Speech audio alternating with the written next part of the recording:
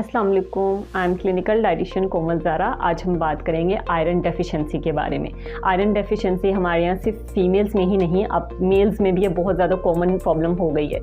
इसकी रीज़न्स क्या क्या हैं? इसकी एक 4 मेडिकल कंडीशंस हैं जिसकी वजह से आपको आयरन की डेफिशिएंसी हो सकती है। सबसे पहले अगर आपको यूटीआई यूरिनरी ट्रैक का कभी इन्फेक्शन रहा है, या आपको लिवर की कोई प्रॉब्लम है, या आपको प्रेगनेंसी है, ये 3-4 कंडीशंस ऐसी हैं जिसमें आपको आयरन की डेफिशिएंसी हो सकती है। प्लस फोर्थ एनीमिया, अगर आप एनीमिक भी हैं तो डेफिनेटली आप में आयरन की डेफिशिएंसी है। ये 4 मेजर मेडिकल इश्यूज़ हैं जिनसे आप में आयरन डेफिशिएंसी होती है। अब ये आप फूड के ज़रिए कैसे ले लेते हैं, क्योंकि सिर्फ मेडिसिन से या सप्लीमेंट की फॉर्म में लेना it's not a proper solution.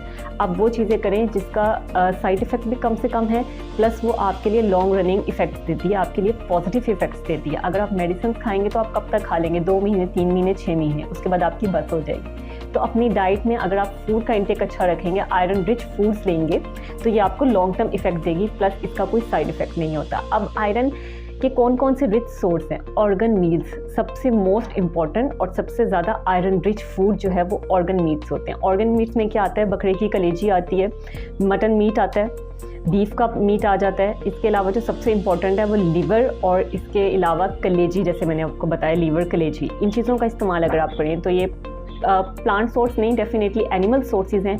Animal source ज़्यादा रिच सोर्स होते हैं आपके आयरन का। उसके बाद अगर अगर आप वीगन हैं, वीगन डाइट के थ्रू आप चाहते हैं कि आप में आयरन की डेफिशिएंसी रिजॉल्व हो जाए, तो उसके लिए आप ग्रीन लीफी वेजिटेबल्स का इस्तेमाल करें, like spinach, broccoli, cabbage, cauliflower, ये सारे जो हरे पत्तों वाली सब्जियां हैं इनका इस्तेमाल करें।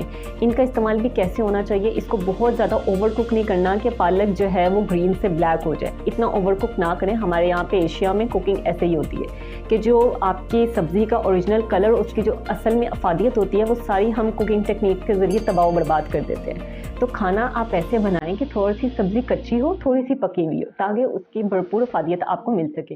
क्योंकि जितने भी मिनरल्स और जितने भी विटामिन सब्जी में होते हैं, जब उनको ज़्यादा ओवर हीट लगती है तो वो ख़त्म हो जाते हैं। इसलिए हम क्यों कहते हैं कि सब्जियों को जितना आप कच्चा, जितना आप रॉ फॉर्म में या बॉइल्ड फॉर्म में इस्तेमाल करेंगे, उतना आपको इफादियत ज़्यादा मिलेगी।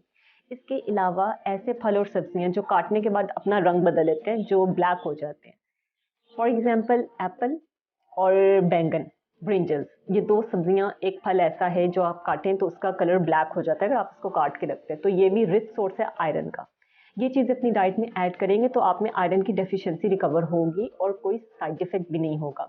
इसके अलावा कुछ चीज़ें ऐसी होती हैं जो आपकी एब्जॉर्प्शन को हिंडर करती हैं, और कुछ मिनरल्स ऐसे होते हैं जो आपकी बॉडी में एब्जॉर्प्शन को बढ़ा देते हैं।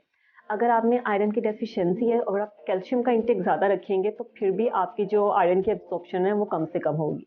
इसी तरह अगर आप विटामिन ए, विटामिन सी और बीटा कैरोटीन, ये 3 मिनरल्स विटामिन ऐसे हैं जो अगर आप अपनी डाइट में ऐड करेंगे तो जो आपकी नॉर्मल एब्जॉर्प्शन होती है आयरन की, वो इन मिनरल्स की आने से भरपूर हो जाएगी।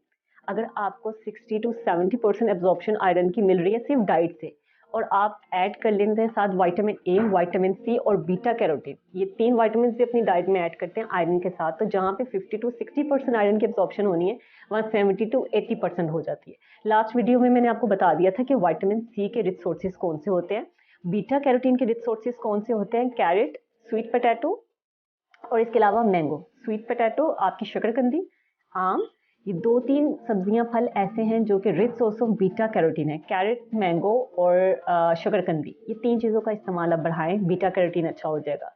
विटामिन सी के सोर्सेज में लास्ट वीडियो में बता चुकी हूँ। ये चीज़ें आप ऐड करें अगर आप आयरन डेफिशिएंसी एनीमिक हैं, और आप कैल्शियम के इंटेक को कम रखें, लेकिन इतना भी कम आपने नहीं रखना कि आपकी बॉडी में कैल्शियम की ही डेफिशिएंसी हो जाए, क्योंकि हमारे यहाँ पाकिस्तान में फीमेल में कैल्शियम की डेफिशिएंसी बहुत ज़्यादा है। इसका एक और आसान तरीका ये होता है कि अगर आपने दोपहर तक या शाम तक 4 बजे तक आपने सुबह आयरन की कंजप्शन कर लिए, तो आयरन लेने के एटलीस्ट 4 to 6 आवर के बाद आपने कैल्शियम लेना है। अगर आप सुबह के टाइम में सप्लीमेंटेशन या आयरन रिच फूड्स ले रहे हैं अपने एनीमिया को ख़त्म करने के लिए, तो रात को आप सोने से पहले दूध ज़रूर ले सकते हैं, लेकिन दूध के साथ या मिल्क की कोई भी प्रोडक्ट के साथ आपने आयरन का इंटेक नहीं रखना, ताकि ये ना हो कि आपको आयरन का भी फ़ायदा ना मिले और कैल्शियम का भी फ़ायदा ना मिले। Thank you so much.